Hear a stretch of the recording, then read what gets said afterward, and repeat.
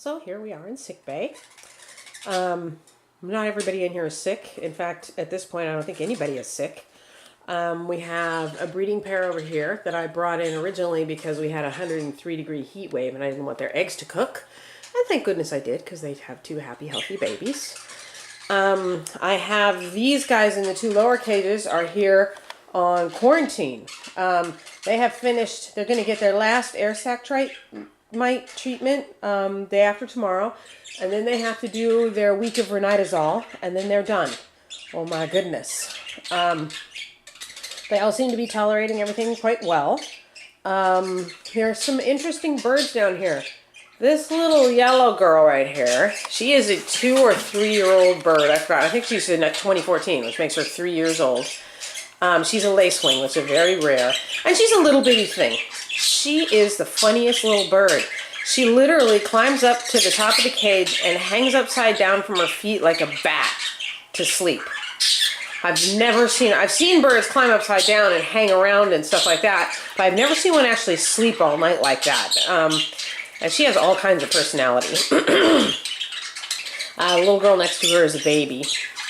And doesn't have much personality yet, but she's tough enough to handle these two old girls who want to boss her around. The gray one is, I think she's been in a cage all of her life. Let's put it like that, a small cage. And the little cockatiel is just like, there's cockatiels in the world, I know there is. Parakeets are feisty and cockatiels are gentle souls, so he's going to get to go out in the big flight after this last week with the ranitazole. And he's going to be so happy to be reunited with members of his own species. The boys down here have formed some alliances. As you can see, I haven't named these guys yet, but the big gray-green and this Texas clearbody are buddies. And these other two are buddies too, which is interesting because the big blue guy came from somewhere else. This my green guy down here, he's a dilute. He's pretty tall actually, but he is a thin little bird. He's also about 2 or 3 years old, and he's just very light. He was that way when I got him, and he's still that way. Now, birds have normal variation, so the great big bodies you see on the blue and the gray-green there, they're just hefty birds. But this little guy is almost as tall as they are, but he's very lean, so I hope everything is okay with him. He's handling the medications and everything well, and he's behaving like a bird, so hopefully he'll be okay. And he's not light. He's light because he's genetically a lightweight bird, not because there's something going on with him. So, and then there's little baby girl here. Baby girl has finished her quarantine, finally. The birds that she came in with have been outside for 2 or 3 weeks now.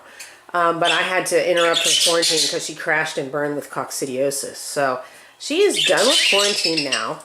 She is not a strong bird. You can see her little crop is sticking out. She eats well. She doesn't eat a lot of different foods though. She likes her millet sprays, and she doesn't really eat anything else. And also, she sits there at the side of her cage and looks over at the other birds over here that she can see and calls to them because she's looking for a flock. She's looking for some alliances. She's a baby, and this is a time in her life where she should be building alliances with her siblings, going out and staking out territory, and she's alone because she was Typhoid Mary for a long time. And she's not strong. So I can't take her and throw her out in the big flight with all the other girls. They'll take one look at her and just eat her alive,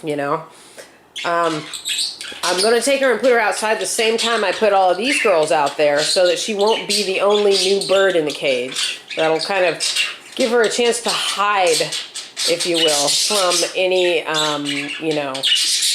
persecution from the established girls out there. My female flight is getting pretty full, so. But still, she's so weak. She does not fly. She's been in such a small cage for such a long time that, I don't know if she ever flew. She was really young when I got her anyway, and she's been in here, I've been in here, working to save her life for 3 or 4 weeks now. But now, you know, you can't take her, but just because she doesn't have any illnesses doesn't mean she's strong enough to handle going out into the big flight, where if you can't fly, you have to do a lot of climbing, and, you know, you're not fitting in with the flock. So I think what I've decided to do is I'm going to bring in a friend for her. Out there, I have several other chicks that are around her age. And Fluffy and Sparky's youngest baby girl have created a bond. Fluffy's baby and Sparky's youngest baby have created a bond out there. They are a team. They're terrible, harassing, mischievous babies. But Sparky's oldest girl, who was surprise baby and came out looking pretty much like him, for some reason didn't end up bonding with her own sister, and she's the odd man out. So I'm going to get her and bring her in here and keep her in here with this little one for a week. Give them a chance to create an alliance and see if, one of the things I noticed with sick baby chicks is that they stop moving because they're weak and sick, and they don't start up again. And then you put a bird in there that has full strength and is hopping around and stuff, with a lot of agility, and the sickly babies rise to the occasion and start acting like the other bird.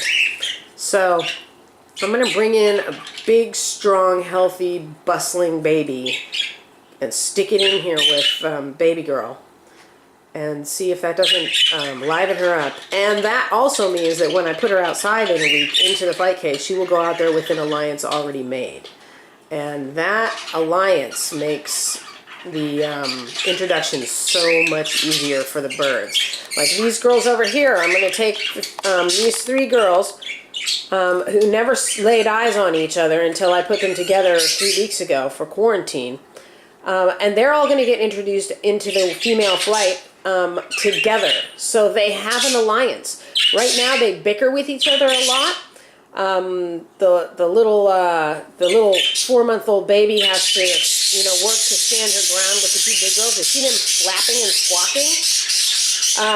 They're, you know, bickering among themselves because they're in a small cage and they're not getting what they want and what they need. But when I put them out in the big flight, they will forget all of that and instantly become a team to face all of those strange birds. So they have the alliance that this little girl lacks. And she sits here on the side of the cage closest to the other birds that she can see, and she imitates their calls and tries to kind of ingratiate herself with them. And they squawk back at her like, go away, you're not part of us. Because, you know, she's not in the cage with them, so that she can't actually interact. So I am going to go get that other chick and put her in here and give them a week to build a bond and get this little girl feeling like her life is whole again before I try and put her out in the big flight. I'll let you know how it goes.